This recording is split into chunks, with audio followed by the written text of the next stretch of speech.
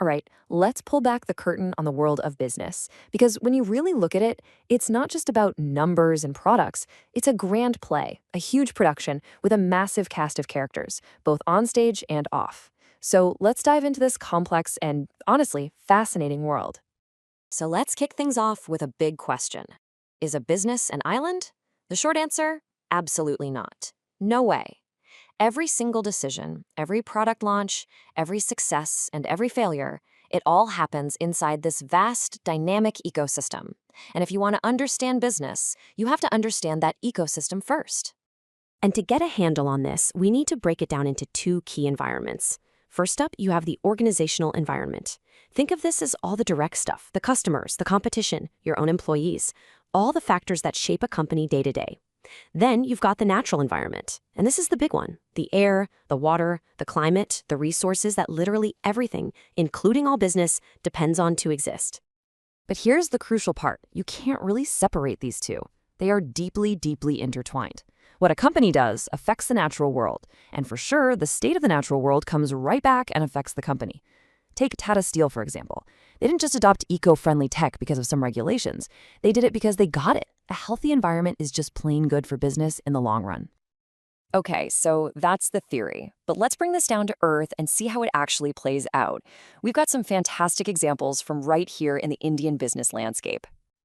Let's start with Infosys. Now, they've poured a ton of investment into green buildings and renewable energy. And trust me, this is not just some feel-good PR move. It actually cuts their operating costs, it's obviously great for the planet, and this is key, it makes them way more attractive to clients who are demanding sustainable partners. It's a classic win-win-win.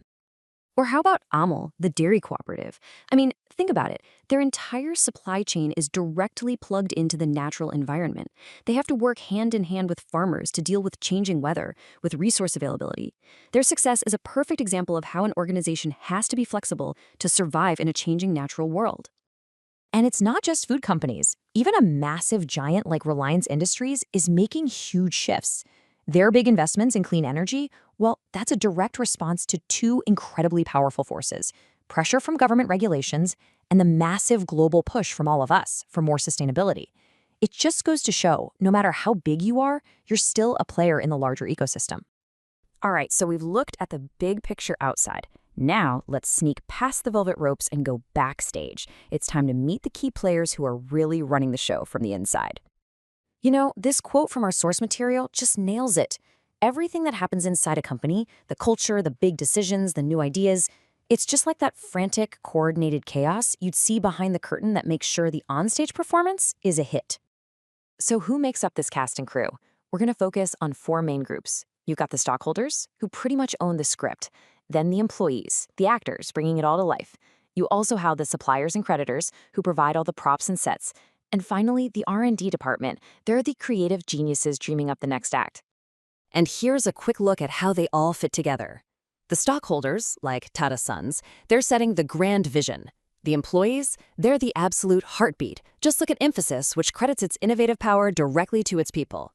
Your suppliers and creditors are the vital supporting cast. A company like Dabur relies on them for quality. And R&D at a place like Dr. Reddy's Labs, they're literally inventing the company's future. Now, if you want to see how this all comes together, look no further than Maruti Suzuki. When competition got fierce, they didn't just do one thing. Nope. They invested in their people, they pushed their R&D hard, and they worked even closer with their suppliers. And the result? A perfectly tuned internal machine that could adapt and keep them right at the top of their game. Okay, we have met the backstage crew. Now it's time to head back out to the front of the house. Let's talk about all of those powerful external forces, the audience, the critics, and even the rule makers who have a say in this entire play. First and foremost, you have the government. They set the rules of the game. A massive policy change, like the rollout of GST in India, forced pretty much every single business to completely overhaul how they handled logistics, pricing, and accounting. It was a huge shift that everyone, ready or not, had to adapt to. Next up, local communities. These are the folks who can either give you a standing ovation or protest you right out of town. And their voice can be incredibly powerful, sometimes powerful enough to completely derail a major project, no matter how much money is behind it. This is exactly why engaging with the community is not just some fluffy line in a corporate brochure. We're talking about survival here. Seriously, just ask Tata Motors. They had to pick up and move a massive manufacturing plant from Singer, all because of intense community protests. The community's voice mattered, and it completely reshaped the company's strategy. Then you have these really influential groups, the NGOs and special interest groups. Organizations like Greenpeace India are masters at shaping public opinion, putting pressure on companies to be more sustainable and more ethical. They're a powerful, independent voice that businesses have to listen to. And of course, the whole reason the play exists in the first place, the customers. The consumer is king. Just think about the huge shift towards organic and Ayurvedic products. That wasn't driven by companies, it was driven by us, the consumers. It forced giants like Dabur and Patanjali to innovate like crazy or risk getting left behind. Our demands direct the entire show. Now, every game needs a referee, right? That's where regulatory authorities come in. Bodies like SEBI for the financial markets or FSSAI for food safety are there to make sure businesses are playing by the rules. They enforce the standards that protect all of us, from investors to the person buying groceries.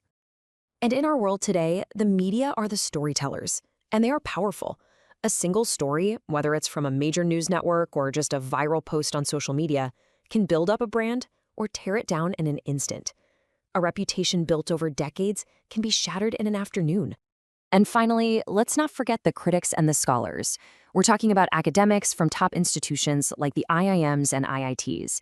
The research they do, the ideas they publish, they often end up fundamentally shaping how businesses are managed, sparking the next wave of innovation. Oh, okay. So we've met the backstage crew, we've seen all the forces out in the audience. After all of that, what's the big takeaway?